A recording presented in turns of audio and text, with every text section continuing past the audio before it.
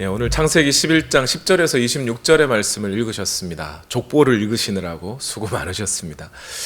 나홀, 하란, 아르박삿, 셀라, 발음하기 좀 어려운 사람들의 이름이 여전히 계속 진행되고 있습니다. 미리 말씀드리지만 저는 오늘까지 해서 창세기 전반부의 설교를 마무리 짓고 다음 주가 될지는 정확하게는 알 수 없습니다만 다음 시간부터는 로마서를 강해할 예정입니다. 창세기를 11장 26절까지 강해하는 것으로 창세기 전반부를 마무리한다라는 말의 의미는 뭐냐면요, 사실 창세기부터 해서 신명기까지 모세오경의 말씀이 있는데 이 5권의 책이 사실은 무슨 낱권으로 이 각 권의 책으로 발행되었던 책들이 아니지요. 전체의 하나의 어떤 두루마리 속에 이렇게 적혀져 있던 책들입니다. 장절이 구분도 없고 책의 구별도 사실은 없었던 것들이죠. 그렇기 때문에 창세기 역시 창세기도 처음부터 끝까지 어떤 하나의 쭉 일관된 주제 속에 적혀져 있지 막 따로 구분되어 있는 것은 아닙니다. 그럼에도 불구하고 굳이 창세기를 전반부와 후반부로 구분을 하면 창세기 1장에서부터 시작해서 오늘 우리가 읽은 족보인 11장 10절에서 26절까지 있는 족보까지가 전반부가 됩니다. 그리고 11장 27절에서부터는 후반부가 되죠. 50장 마지막 절까지 나옵니다. 11장 26절 있는 이 전반부의 내용은 지금 여러분들이 지금까지 창세기 강해를 들으시면서 보셨듯이 천지 창조와 또 인간의 타락, 노아 홍수 사건, 바벨탑 사건 등의 큰 4가지 사건이 등장하는 이른바 원역사라는 이름의 전반부 내용입니다. 후반부는 여러분들이 익히 아신 대로 아브라함, 이삭, 야곱, 요셉까지 해서 사실 족장이라고 불리우는 사람은 야곱까지가 족장이라고 불리는 사람들이지만 요셉까지 이름이 기록되어 있어서 창세기 후반부 11장 27절에서부터 50장까지는 족장사라는 이름으로 분류가 됩니다.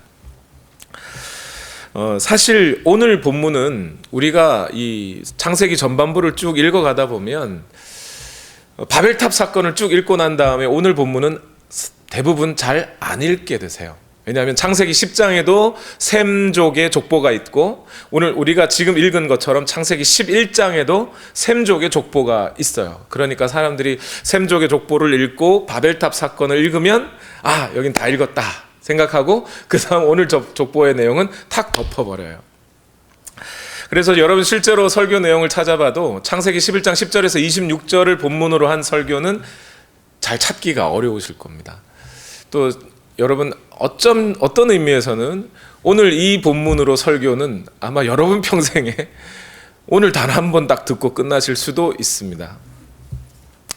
그만큼 설교하기도 쉽지 않고 설교해도 성도님들이 은혜가 된다라고 할 만큼 그런 주제를 뽑아내기도 쉽지 않은 그럴 수 있는 본문입니다. 그런데 저는 이 본문을 쭉 읽으면서 매우 중요한 몇 가지 성경 속에 담겨있는, 특히 이 족보 속에 담겨져 있는 몇 가지 진리들을 발견하게 됩니다.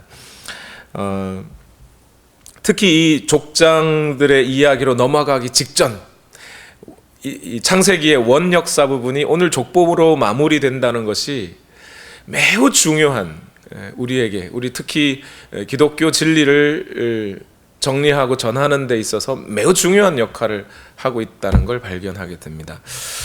그 말씀을 몇 가지, 한 5가지 정도로 나눠서 설명을 드리고 싶은데요. 먼저 이 족보의 메시지를 발견하기 위해서 우리는 이 족보를 보는 눈을 좀 새롭게 가질 필요가 있습니다.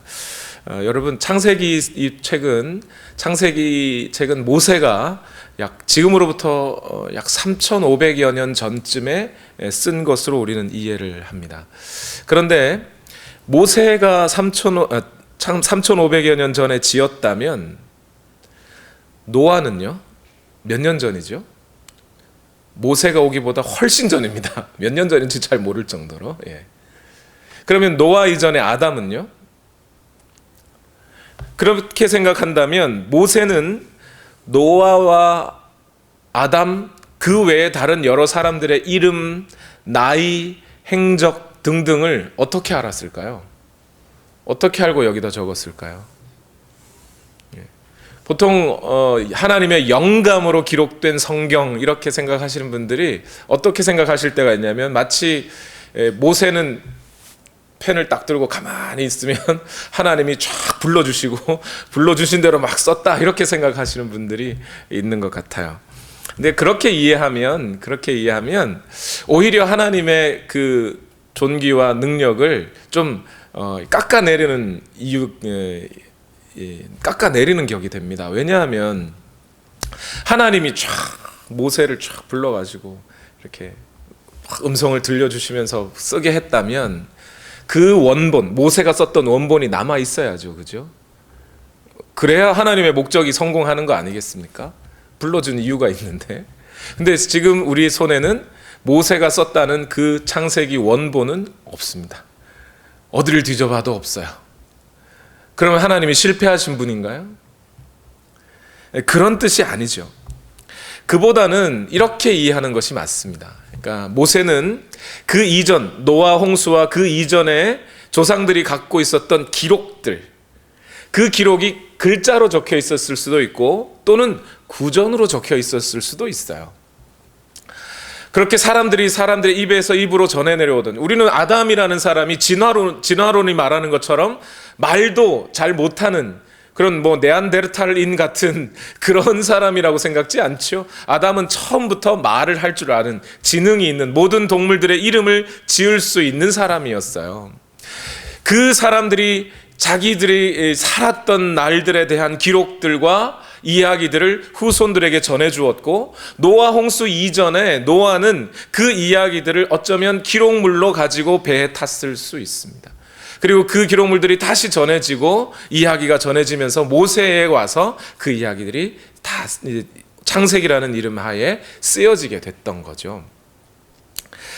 그렇게 우리가 성경을 다시 생각하고 창세기를 읽어보면 오늘 이 족보는 매우 중요한 우리에게 메시지를 전달해 주는 거예요. 어떤 메시지냐면, 여러분, 창세기 1장에서 11장까지는 크게 4개의 사건이 있다고 말씀드렸죠. 천지 창조, 그리고 아담과 하와, 그리고 가인까지 이르는 인간의 타락, 그리고 노아 홍수, 그리고 바벨탑 사건이라고 하는 4개의 사건이 있어요. 그런데 그 4개의 사건을 모세는 이것을 적을 때 그냥 이야기나 스토리로 적지 않았어요. 그것을 큰 하나의 족보 가운데 집어넣어서 족보 이야기를 쭉 해주면서 족보 다음에 이야기, 족보의 스토리 이런 식으로 집어넣어서 우리에게 전달을 해주고 있다는 거예요. 그래서 원역사인 1장에서부터 11장 마지막 부분에 바벨탑 스토리로 끝나지 않고 바벨탑 스토리 다음에 다시 족보를 적어준 이유는, 그 족보가 있기 때문에 실제로 천지창조 때 있었던 그 아담이나 가인이나 또는 노아 홍수 때 있었던 사람들이 실제로 그 나이와 그 시대에 살았다라는 이야기를 증명해 주기 위해 족보가 있는 거라는 겁니다. 실제로 구약 성경의 창세기 외에 또는 창세기가 쓰여졌을 그 당시, 어쩌면 그보다 창세기가 쓰여진 것보다 조금 더 먼저 된 시대에 고대 근동 지역의 문학 작품들이 많아요. 그 고대 근동의 문학 작품들이 보면 신들이 어떻게 인간 세상을 만들어 갔는지에 대한 이야기가 나옵니다. 또 인간이 어떻게 신과 갈등을 일으키기 시작했는지, 인간이 어떻게 신으로부터 독립하려고 했는지에 대한 이야기가 분명히 나와요. 심지어 노아의 그 홍수 사건만 해도 그 홍수 사건은 창세기에만 기록되어 있는 게 아니에요. 에누마 엘리시라고 하는 그런 책 기록 속에서도 상당히 창세기 기록과 비슷하게 다 적혀져 있어요. 그런데 그것이 그냥 단순히 스토리로 어떤 이야기 하나로만 적혀져 있으면 훗날 그 후대의 사람들은 그 이야기를 뭐라고 생각하겠습니까? 꾸며진 이야기라고 생각하는 거예요. 신화라고 생각을 하는 거예요. 후대의 사람들에게 교훈을 주기 위해서 만들어낸 이야기라고 생각하는 거예요. 그러나 노아는 이것을 적을 때 그 스토리 사이에다가 그러나 그 스토리 가운데 있었던 사람이 몇 명이었고 몇 살이었고 그가 누구를 낳았고 그 아들은 얼마나 살았고 하면서 족보를 그 사이에 전해줌으로 말미암아 이 사건들이 실제로 우리에게 있었던 사건이라고 알려주는 거예요. 신화가 아니고 그냥 가공의 이야기가 아니고 하나님께서 직접 그 한 인간 세상과 이 모든 피조물을 만드시고 그 피조물의 사역 역사 가운데 하나님이 개입하셔서 그 역사를 이끌어 가셨다라고 실제 일어났던 역사라고 기록해주고 있는 거예요. 그래서 우리는 이것을 원역사라고 이름을 붙인 거예요. 원래의 이야기, 스토리가 아니고 원래의 역사, primeval history라고 불러준 거예요. 여러분, 성경을 실제로 있었던 사건이라고 믿는 이 사실이 너무나 중요한 거 여러분 아시겠습니까? 오늘날 많은 사람들이 심지어 자기 자신을 크리스찬이라고 생각하는 분들조차도 창세기 1장에서 11장까지의 이야기를 지어낸 이야기라고 생각하는 분들이 꽤 많습니다. 어떻게 그런 이야기를 믿을 수가 있어? 어떻게 조물주가 세상을 만들었다라고 믿을 수 있느냐는 거예요. 그래서 그 아이들에게도, 오늘날 교회를 다니는 아이들에게도 창세기의 이야기를 스토리로, 옛날 이야기로 전달해 주려고 하는 노력들이 많아요. Fairy Tales라고 하는 DVD 여러분 보셨나요? 오이하고 당근 있었나 모르겠네요. 걔들이 나와가지고 성경 이야기를 들려주는 거예요. 마치 가공의 이야기처럼 알려주고 있어요. 그러는 가운데 성경을 그렇게 신화적인 사건으로 알려주다 보니까 성도들의 생각 속에, 인식 속에 잘못된 지식이, 성경에 대한 잘못된 관점이 생겨버리기 시작하는 거예요. 그리고 성경은 신화적인 이야기이기 때문에 그것을 그냥 자기 마음대로 해석하고 적용하고 살아도 되는 거라고 생각합니다. 많은 신학자들도 실제로 그렇게 자유롭게 해석을 하고 있어요. 그러나 성경은 분명히 창세기 1장에서 11장까지는 그 족보를 집어넣음으로 해서 실제로 그 땅에 그 사람들이 살았고 그 사람들이 살았던 것의 역사를 지금 전해준다라고 알려주고 있는 거예요. 우리는 성경을 만약에 신화적인 이야기로 생각해서 우리 마음대로 해석할 수 있는 것이라고 생각한다면 하나님은 우리에게 성경을 줄 필요가 없어요. 애시당초 알려줄 필요가 없죠. 니네 마음대로 생각하고 너희가 생각하는 대로 하나님을 만들고 그 하나님 말을 만든 대로 살아라.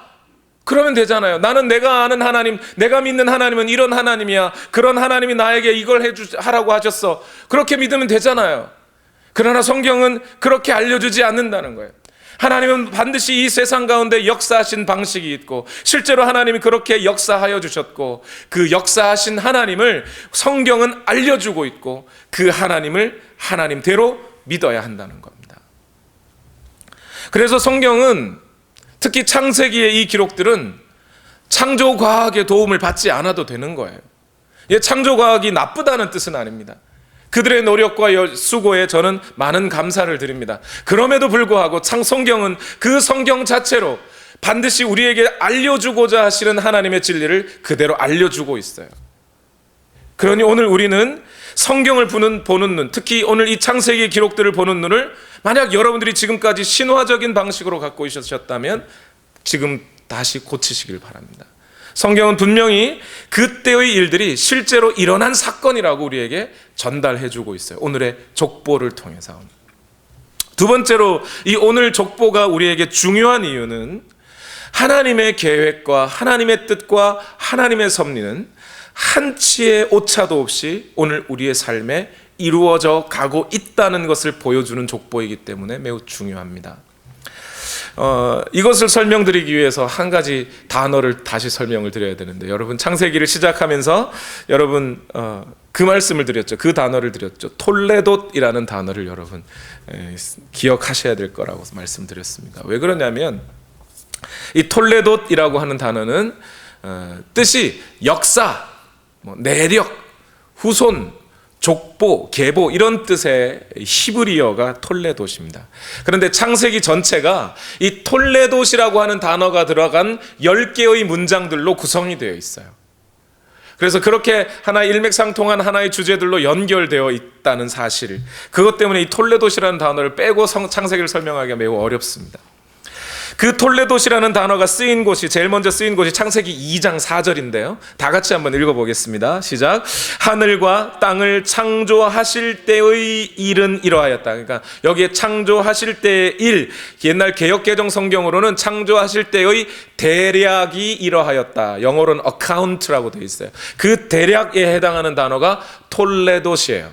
그 톨레도시라는 단어가 창세기 2장 4절에 쓰이고 2장 5절서부터 뭐가 나오냐면 하나님이 인간을 지으신 이야기, 그리고 아담과 하와가 어떻게 하나님 앞에 반항하고 저항하여서 죄를 지었는지, 그들이 어떻게 에덴을 떠나게 되었는지, 그리고 가인이 어떻게 아벨을 죽였는지 등등에 관한 이야기가 2장과 3장, 4장까지 나옵니다.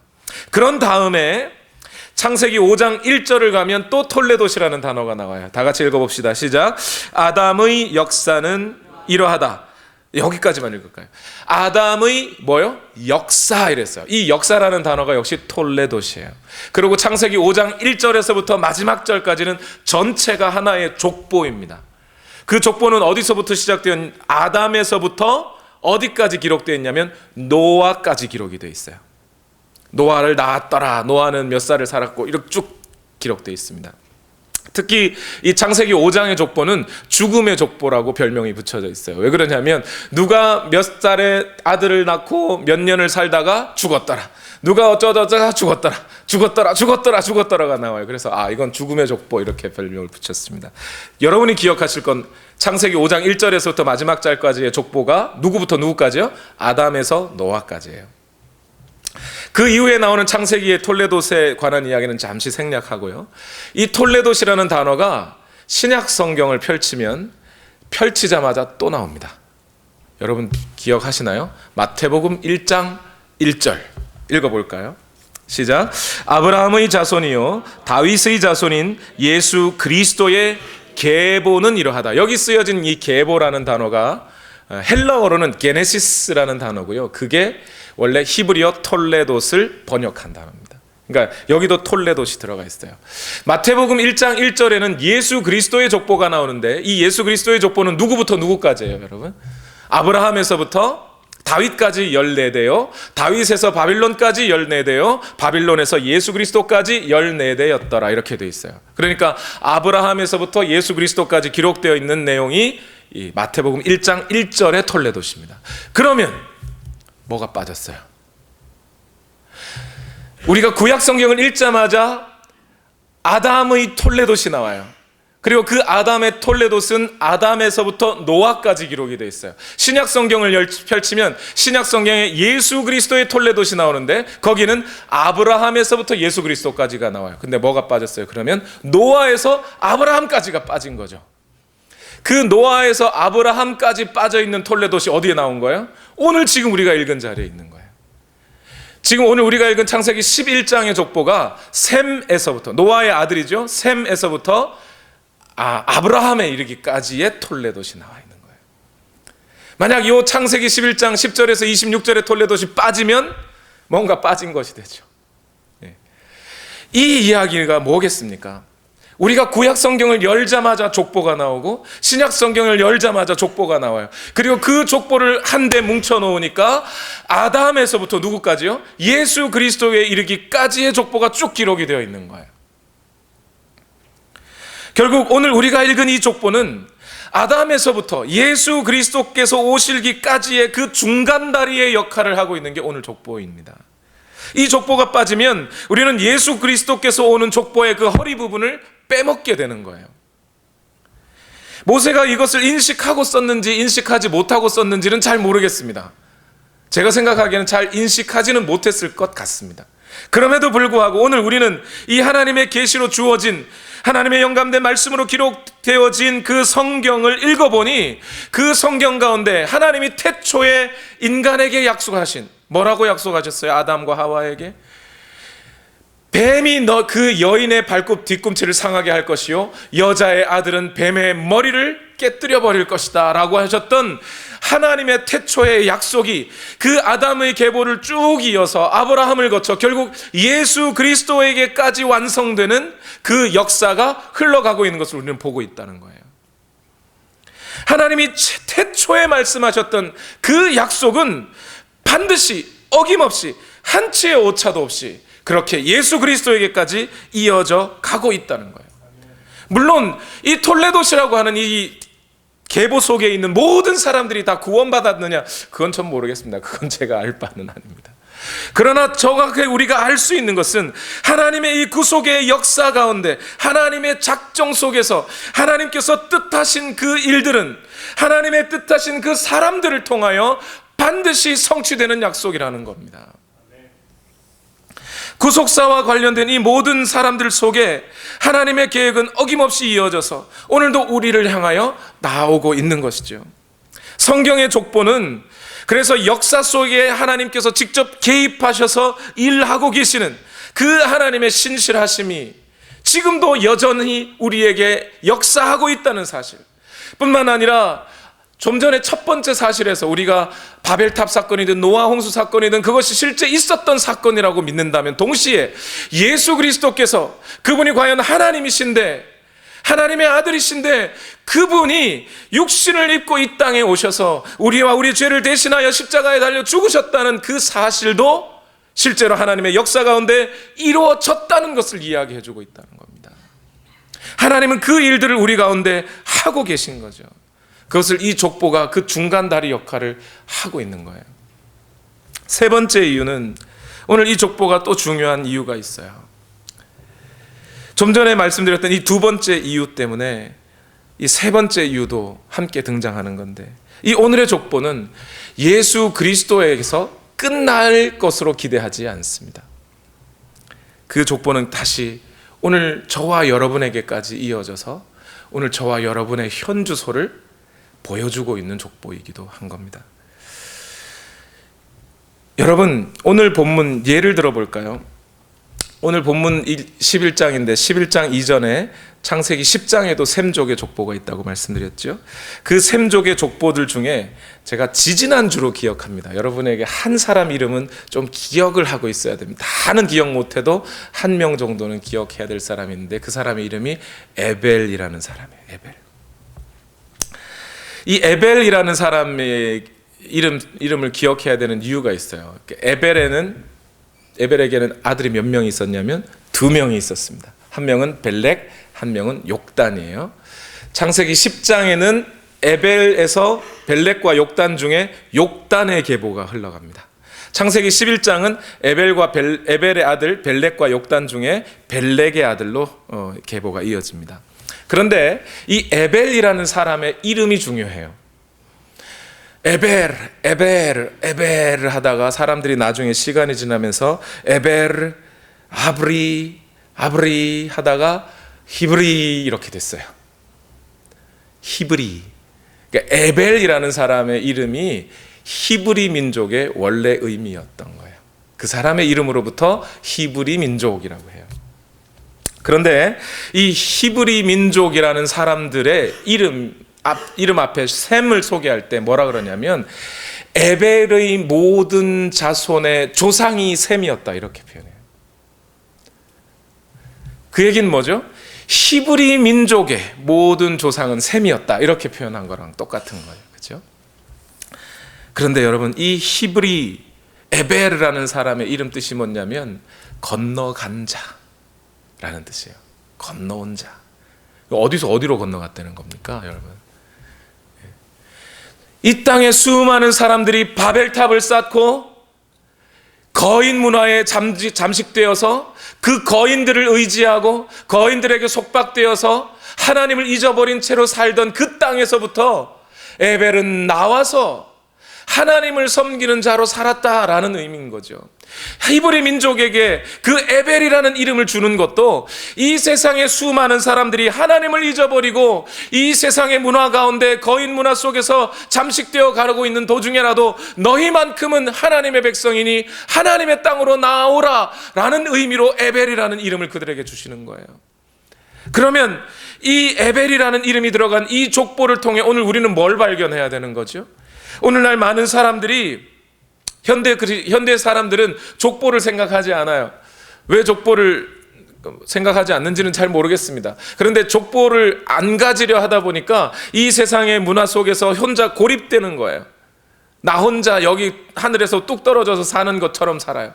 그러나 족보가 있다는 것은 뭐예요? 내가 나 혼자 그냥 이 땅에 뚝 떨어진 게 아니라 내 조상이 누가 있고 조상이 누가 있고 그 조상들의 역사를 통해 오늘 내가 여기 있다라고 존재하고 생각하는 거죠. 그런 것처럼 이스라엘 민족은 에베르라고 하는 사람, 하나님께서 그를 따로 불러낸 그 사람들을 통하여 오늘 히브리 민족이 이루어졌다라는 것을 믿었기에 우리는 그저 이 세상의 문화 가운데 파묻혀 살 사람들이 아니라 하나님께서 부르신 하나님의 뜻하신 바대로 우리는 살아가야 한다고 그들 자신을 규정지었다는 거죠. 똑같은 거예요. 우리 그리스도인들, 교회라는 이름으로 불림을 받고 있는 우리 모두도 똑같은 겁니다, 여러분. 결국 아담으로부터 시작해서 노아와 모세를 거쳐 다윗을 거쳐 예수 그리스도가 오셨고, 예수 그리스도는 오늘날 우리에게 뭐라고 말씀하셨어요? 요한복음에서 살펴봤더니 예수님께서 십자가에 달리기 직전에 하셨던 말씀들이 뭡니까? 이제 내 아버지가 너희 아버지다. 제자들을 불러놓고, 지금까지 내가 아버지를 보여준 것은 너희로 하여금 아버지를 알고 믿고 따르게 하기 위하여다. 그렇게 말씀하셨어요. 또 예수님께서는 교회를 세운다고 하실 때 내가 내 교회를 세운다고 하셨고, 우리를 예수 그리스도께서 형제라 불러주셨어요. 그러면 결국 아담으로부터 이어온 예수 그리스도의 그 모든 족보는 결국 오늘 우리 교회에게까지 이르러서 우리 모두의 족보가 되어가고 있는 거예요. 이 교회는 결국 에클레시아, 부르심을 받은 사람들이라고 하는 이름을 갖고 있는 거죠. 왜 그렇죠? 우리 모두가 이 세상에 그 거인 문화들 속에 잠식되어 가지 아니하고 하나님의 은혜로 나와 하나님을 섬기며 하나님을 알고 하나님을 순종하는 자로 살아가라고 그렇게 우리를 부르셨다는 거예요.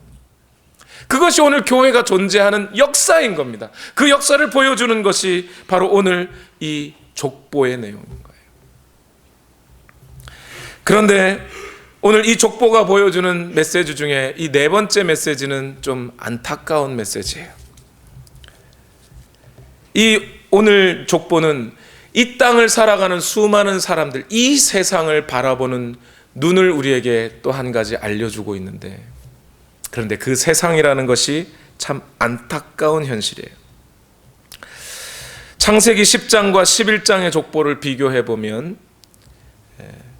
창세기 10장도 셈의 족보, 11장에도 셈의 족보가 있습니다. 앞에서 말씀드렸지만 셈, 그 다음에 아들을 낳고 네 번째 에벨이라는 사람이 나오고요. 에벨의 아들이 벨렉과 욕단이 나옵니다. 그 욕단에 나올 때 창세기 10장의 기록에는 뭐라고 되어 있냐면 이때에 땅이 갈려졌다 그래요. 사람들이 흩어졌다. 그러고 바벨탑 사건 이야기가 나와요. 그러면 결국 바벨탑 사건은 언제 있었던 이야기라는 거예요? 벨렉과 욕단의 때에 있었던 일이라는 거죠. 자, 그러고 난 다음에 셈족의 족보가 나오는 창세기 11장으로 가면 창세기 10장에는 나이가 기록되어 있지 않은데 창세기 11장에는 나이가 기록되어 있어요. 그러면서 잘 한번 숫자를 맞춰서 따라와 보세요. 창세기 오늘 11장 10절에 보면 셈이 아르박삿을 낳았는데 언제 나왔다고 돼 있어요? 홍수 이후 2년 뒤에 아르박삿을 낳았고, 아르박삿을 낳은 다음에 셈은 몇 년을 살았다고 돼 있어요? 500년 살았다고 돼 있어요. 그죠? 그러면 자, 홍수가 난 지 2년 만에 아르박삿이 났습니다. 그런데 아르박삿은 그 아들 셀라를 35세에 낳았어요. 그러면 셀라를 낳을 때는 홍수로부터 몇 년 지난 거예요? 37년. 그죠? 그 다음에 셀라가 30세의 아들 에벨을 낳았어요. 홍수가 난 지 몇 년이요? 67년 지났어요. 에벨은 34세의 벨렉을 낳았습니다. 홍수가 난 지 약 101년 지났어요. 그리고 벨렉과 욕단의 때에 바벨탑 사건이 있었다면 벨렉과 욕단이 적어도 청년이 되었다고 생각합시다. 그러면 한 30년 지났다고 생각하면 적어도 홍수가 일어난 때로부터 약 130여 년 후에 바벨탑 사건이 있었어요. 그럼 여기서 질문이 한 가지 생기죠. 바벨탑을 사람들이 쌓을 때 노아는 살았어요, 죽었어요? 홍수 이후에 노아가 몇 년 살았다 그랬죠? 약 350년 살았다 그랬어요. 그러면 사람들이 홍수 이후 약 130여 년 후에 바벨탑을 쌓을 때 노아는, 그리고 그 홍수를 겪었던 셈은 살아 있었다는 거예요. 이게 놀랍지 않으세요, 여러분? 바벨탑을 사람들이 왜 쌓았어요? 우리가 홍수의 심판을 면해보자, 그러자고 바벨탑을 쌓았어요. 그런데 그 바벨탑을 쌓은 그 사람들은 홍수를 봤습니까? 못 봤습니까? 못 본 거예요. 자기들은 홍수를 본 적도 없으면서 하나님이 어떻게 그 홍수의 심판을 내리시게 되었는지 그 과정에 대해서는 들었겠죠. 그러니까 노아가 알려줬겠죠. 셈이 알려줬겠죠. 이 세상에 수많은 사람들이 그 마음의 생각이 항상 악할 뿐임을 하나님이 보시고 하나님이 홍수를 내리셨다. 하나님의 은혜로 우리는 살아났다. 그러니 너희는 그렇게 살지 말라고 이야기를 해줬겠죠. 그 이야기를 들은 사람들은 비록 노아 홍수는 못 봤지만 무지개는 봤을 거 아니에요. 비 올 때마다. 그리고 그 무지개의 의미를 노아와 셈이 알려줬을 거 아니에요. 알려줬음에도 불구하고, 하나님은 그렇게 심판하지 않을 것이라고 알려줬음에도 불구하고 사람들은 하나님이 우리를 여기서 죽일지 몰라, 우리가 저 탑을 쌓아서 저 위에 있어야 그나마 홍수를 면하지, 하나님을 의심하고 그 높은 곳에 자기 이름을 내어서 하나님을 반항해 보겠다고 한 것이에요. 그게 바벨탑 사건이었다는 겁니다. 무지개 언약을 받았던 노아와 셈이 시퍼렇게 살아있는 그 눈앞에서 그들은 바벨탑을 쌓은 거예요. 노아와 셈이 말리지 않았을까요? 그러지 말라고 제발, 이거 하나님을 반역하는 일이라고 말하지 않았을까요? 그들이 바벨탑을 한층 한층 쌓아 올라갈 때 노아와 셈의 마음은 어땠을까요? 아니 저놈들 저러다가 하나님이 물로 심판하지는 않으실지언정 행여나 불로 심판하시면 어떡하시나, 하나님이 직접 내려오셔서 저들을 심판하시면 어떡하나, 그 마음이 조마조마하지 않았겠느냐 이 말이에요. 오늘 우리는 이 족보를 통해서 이 노아와 셈의 관점을 가져야 되는 거예요. 이 세상을 바라보면서 그냥 이 세상은 그렇게 살 거니가 아니에요. 그 세상 속에 하나님께서 얼마나 그 세상을 바라보시며 마음 아파하고 계신지를, 하나님이 어떤 진노 가운데 계신지를 봐야 되는 거예요. 그래서 사도 바울이 복음서를 설명해서, 로마서를 설명하면서 바로 로마서 1장 16절에 나는 복음을 부끄러워하지 않습니다, 이 복음은 모든 믿는 사람을 구원하는 하나님의 능력이 됩니다라고 로마서를 소개한 후에 로마서 1장 18절에 이르러서 바로 하나님의 진노가 모든 사람들에게 향하여 나 있습니다, 불의한 자들을 향하여 하나님이 진노하고 계십니다라는 이야기를 먼저 전하고 있는 거예요. 오늘 저와 여러분이 하나님의 그 영원한 계획 속에 이 땅에 존재하고 있는 이유가 뭡니까? 이거 전하라는 겁니다. 여러분, 저와 여러분이 예수 그리스도의 그 계보 속에 우리가 존재한다고 믿는다면, 그냥 우리는 도넛 비즈니스 하고 세탁소 하고 그렇게 해서 그냥 내가 여기 직장을 살면서 내가 먹고 살 정도만 벌고 우리 아이들 그냥 잘 키우면 됐지 뭐, 그러다 인생 가면 끝나지 뭐, 그런 인생이 아니라는 거예요. 저와 여러분의 인생 가운데 하나님은 그 구속의 역사를 속에서 우리를 여기다 심어 놓으시고 하나님은 그 노아와 셈의 마음들을 갖게 하시려고 하는 거란 말입니다. 그 마음을 가지고 오늘도 이 세상을 향하여 그러지 말라고 외쳐줘야 하는 거예요. 뿐만 아니라 예배당까지 나온 우리는 이제 이 세상의 그 거인 문화 속에서, 내 성공주의 속에서 번영이 최고다고 생각하는 그 모든 생각 속에서 내가 남을 밟고 내가 올라서면 되는 것이라고 생각하는 그런 세상적인 관점을 이제는 좀 내려놓고 살아계신 하나님만 좀 섬길 수 있어야 한다는 겁니다. 예배당까지 나와가서도 주여 나를 성공하게 하옵소서, 이래서는 안 된다는 거예요. 제가 여러분 비즈니스가 안 되기를 바라는 게 아니에요. 잘 되시기를 바랍니다. 성공하시기를 바랍니다. 그러나 그 성공이 반드시 하나님이 함께 하시는 성공이어야 한다는 거예요. 사람들은 하나님의 경고를 그렇게 쉽게 잊고 하나님의 존재도 너무나 쉽게 잊어버리고 자신들의 야망을 쫓아 이 세상의 거인이 되어 하나님과 맞짱 떠보자고 대들고 있다는 거예요. 그게 이 세상의 문화라는 겁니다. 안타까운 일인 거죠. 바로 그렇기 때문에 오늘 마지막 이 5번째 족보가 알려주는 진리가 우리에게 너무나 중요합니다. 이 족보는 하나님께서 이러한 이 세상이 그렇게 자기 자신을 거인으로 만들고 하나님과 맞짱 떠보려고 하는 그러한 죄악된 세상 가운데서도 하나님은 홀로 열심히 하나님의 택하신 백성들을 세워 가셨다라는 것을 보여주는 족보인 거예요. 오늘 이 11장의 족보는 셈으로부터 시작해서 누구까지 이르러요? 아브라함까지 나옵니다. 노아에서부터 시작되었던 족보는 아담에서부터 시작되었던 창세기 5장의 족보는 노아까지 가요. 아담 아들 몇 명이요? 가인과 아벨과 셋까지 해서 3명이에요. 그죠?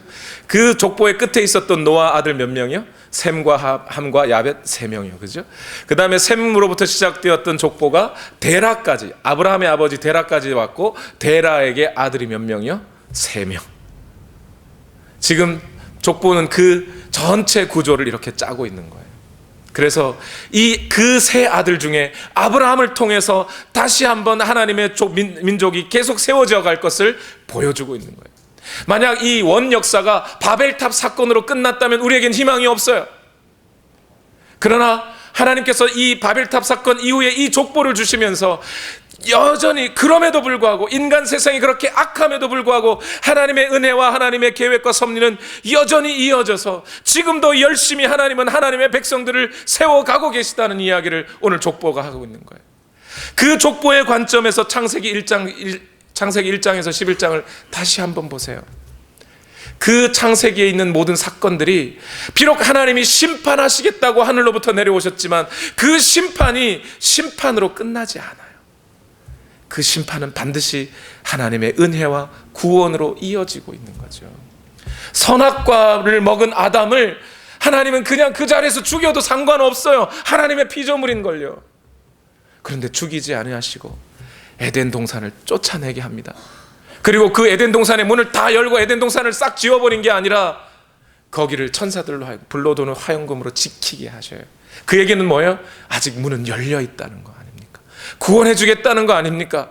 그들에게 하나님께서는 가죽옷을 입히셨어요. 그리고 여자의 아들이 뱀의 머리를 상하게 할 것이라고 하는 원시 복음을 주셨어요. 그것이 구원의 약속 아니냐 이 말이에요. 가인이 비록 동생을 죽였어요. 하나님도 죽이지 않은 그 사람을 인간이 자기 동생을 그렇게 죽여버린 거예요. 그 죽여버렸는데 하나님은 그 가인도 없애버리지 않으시고 그에게 다시 구원의 징표를 주시면서 사람들이 너를 해치지 않을 것이다. 다른 땅에 가서 살게 하시잖아요. 노아 홍수도 마찬가지죠. 하나님 다 쓸어버려도 됩니다. 인간의 모든 사람들의 생각과 마음의 계획이 항상 악할 뿐임을 보셨다 그랬어요. 그럼에도 불구하고 하나님은 그들을 완전히 이 땅에서 지워버리지 아니하시고 노아와 그 후손들을 예비하신 거죠. 바벨탑도 마찬가지예요. 바벨탑 그냥 다 무너뜨리고 그 바벨탑 쌓은 사람들 다 죽여버릴 수 있어요.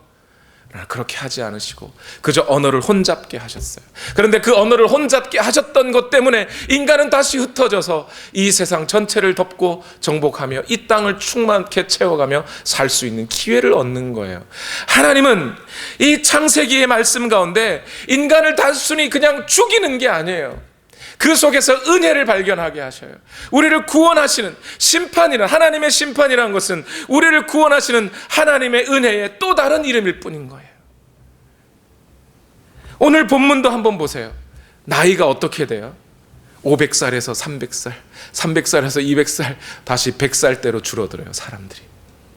왜 그 사람들이 나이가 줄어드는 거예요? 죄 때문이에요. 뭐 자외선 어쩌고 저쩌고 할 필요가 없이 인간의 죄 때문이에요. 자신들의 죄가 결국 그들의 수명을 다 단축시켜 버렸던 거죠. 지금도 인간의 죄는 여러분 미국 사시니까 미세먼지의 공포를 모르시니까 그걸로 우리의 수명은 단축되고 있어요, 지금도. 그런데 여러분, 그렇다고 해서 우리는 그것이 하나님의 심판이니까 이 세상 여기서 끝날 것이다 가 아니지요. 하나님의 약속이 아닌, 하나님의 택하신 백성들이 아닌 사람들에게는 어쩌면 그것이 이 세상의 끝일 수 있어요. 자기의 인생의 종말일 수 있습니다. 그러나 하나님의 택하신 백성인 저와 여러분에게는 그것이 단순히 심판으로 끝나지 아니하고 하나님의 은혜와 구원이 흘러넘쳐서 다시 이렇게 인간의 수명이 짧아졌다 할지라도 그들이 예수 그리스도 안에만 있다면 무엇이 되는 거예요? 새로운 피조물이 되어서 하나님께서 약속하신 새 하늘과 새 땅에서 영원히 살아가게 될 것을 우리는 믿을 수 있다는 겁니다. 창세기 1장에서 11장의 사건들이 사실이라고, 역사라고 오늘 믿는다면 하나님께서 우리에게 약속하신 그 새 하늘과 새 땅도 오늘 우리에게 주어질 역사라고 믿을 수 있는 것 아닙니까? 그러니 오늘 저와 여러분이 중요한 것은 저와 여러분이 예수 그리스도 안에 있느냐가 중요한 거예요. 그걸 항상 점검해 보셔야 하는 겁니다. 비록 오늘 우리의 인생이 이 땅을 살아가는 동안에 이 세상이 나를 알아주지 아니하고 이 땅에 수많은 사람들이 나를 알아주지 아니하고 그저 이 땅 속에서 나 혼자 매몰되어 살아가는 것 같아 보일지라도 하나님은 여러분의 이름을 하나님의 손바닥에 기록하고 계시며 그 기록하신 하나님이 여러분을 통하여 하나님의 구속의 역사를 흘러가게 하고 계시다는 거예요. 그 사실을 기억하시고 우리를 가운데 이 땅의 역사 가운데 반드시 성취될 그 새하늘과 새 땅이 있다는 사실을 기억하시며 오늘의 이 삶을 하나님의 뜻에 순종하며 하나님과 함께 살아가는 여러분 되시길 예수님 이름으로 축원합니다. 우리 다 같이 함께 기도하십시다. 비록 작고 연약하고 아무것도 할 수 없고 어떻게 이 세상에서 내가 내 이름 낼 수 없을 만큼 그렇게 연약한 존재로 우리는 살아가는지 모릅니다. 그러나 하나님은 우리를 그렇게 내버려 두지 아니하시고 하나님의 구속의 역사 가운데 하나님의 뜻이 이루어져가는 통로로서 우리를 지금도 사용하고 계십니다. 그 하나님의 백성들을 지금도 하나님은 일으키고 계십니다. 그 하나님의 영원한 계획과 섭리는 이 세상의 마지막 날까지 분명히 한치의 오차도 없이 진행될 것입니다. 우리가 그 하나님을 믿는다면 오늘 우리는 이 땅에서 그저 의기소침하게 살아갈 수 없습니다. 오늘 우리에게 주신 예수 그리스도의 복음, 그 복음을 들고 이 땅 가운데 주의 나라를 선포하며 예수 그리스도를 증거하고 전하며 그렇게 우리를 위하여 오신 예수 그리스도 주와 구세주를 선포하며 살아가야 할 줄로 믿습니다. 오늘 주여 내게 이 영원한 기업을 허락하신 하나님, 이 땅을 살아가는 동안 나를 인도하여 주옵소서. 우리 시간 다 같이 함께 기도하시겠습니다. 살아계신 하나님, 오늘도 역사하여 주시니 감사합니다. 하나님은 지금도 변함없이 지금도 그 하나님의 백성들을 일으키고 계시고, 아니 창세 전부터 하나님의 택하신 그 백성들이 오늘 그 삶을 통하여 일어나고 있음을 믿습니다. 하나님 역사하여 주시옵소서. 하나님이 우리를 인도하여 주시옵소서. 하나님의 말씀이 오늘 우리의 삶을 통하여 이어져 가고 있음을 기억하기를 원합니다. 하나님이 이 약속을 변치 않고 변개치 않고 살아가게 하옵소서. 하나님 역사하여 주시기를 원합니다. 하나님 인도하여 주셔서 이 땅을 살아가는 우리의 삶이 그저 그런 삶이 아니고 사람들이 몰라준다고 안타까워할 것이 아니라 오늘 하나님의 뜻을 따라 오늘 이 땅 여기에 우리를 세우셨으니 그 모든 일들이 그저 지나가는 일 아니요 가공의 이야기 아니라 오늘 우리 가운데 실제로 이루어질 하나님의 말씀임을 기억하며 그 뜻을 쫓아 살아가는 우리 모두가 되게 하여 주옵소서. 그저 우리를 위로하기 위한 말들이 아님을 압니다. 지금도 변함없이 신실하게 그 일을 성실하게 이루어 가시는 그 하나님을 신뢰하며 하나님을 따르며 살아가게 하여 주시옵소서.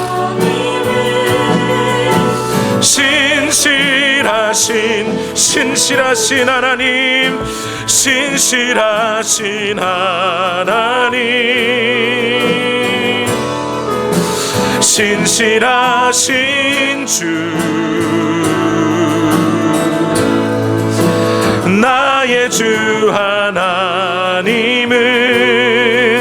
신실하신, 우리 다 같이 믿음으로 고백합시다. 주님 보좌 앞에 나가,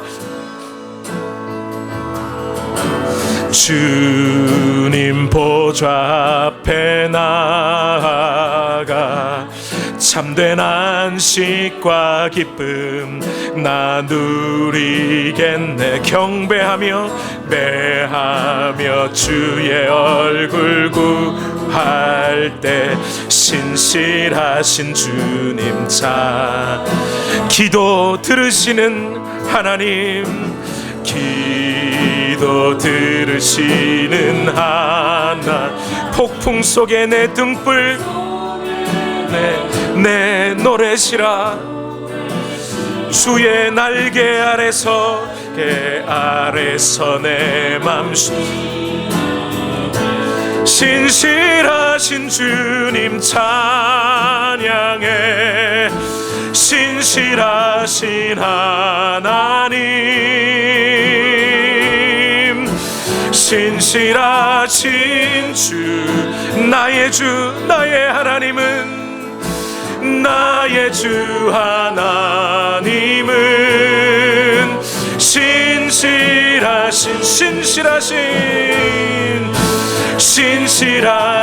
하나님, 신실하신 주, 나의 주 하나님은, 나의 주 하나, 지금도 변함없이 그 열심으로 하나님의 백성들을 일으키시는 하나님, 신실하신 하나님, 신실하신 주, 나의 주 하나님은, 나의 주 하나님은 신실하신 주님.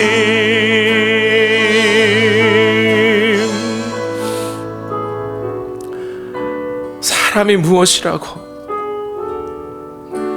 그저 하나님 앞에서 죄인일 수밖에 없는 우리를, 이 세상에서 나 잘났다고 내 지식과 내 능력과 경험을 자랑하며 살아가 보지만 하나님 없이는 결국 실패를 맛볼 수밖에 없는 우리 인생인데, 이 인생을 하나님 창세전부터 계획하시고 예정하시고 택하셔서 우리를 하나님의 그 구속의 역사 가운데 오늘 여기 세우셔서 우리로 하여금 하나님의 뜻이 흘러가도록 우리를 부르시고 인도하시니 이 어찌 우리 인생의 영광이 아닙니까? 이 땅에 대통령의 부름을 받은 것만으로도 감사할 수 있는 일인데, 우리가 어찌 천지 만물을 지으신 그 하나님의 부르심을 받고도 응답하지 않을 수 있을까요? 하나님, 오늘 우리 인생에서 우리에게 허락하신 그 하나님을 신뢰하며 저 영원한 새하늘과 새 땅이 이 땅에 임하며, 그래서 그곳에서 영원히 주님과 함께 살아갈 새 피조물로서 오늘 이 땅을 살아가오니, 주여 오늘 우리에게 하나님의 그 영원한 생명이 또한 흘러넘치게 하옵소서. 주님이 인도하여 주심을 믿습니다. 이 시간 또한 하나님 앞에 예물을 올려드립니다.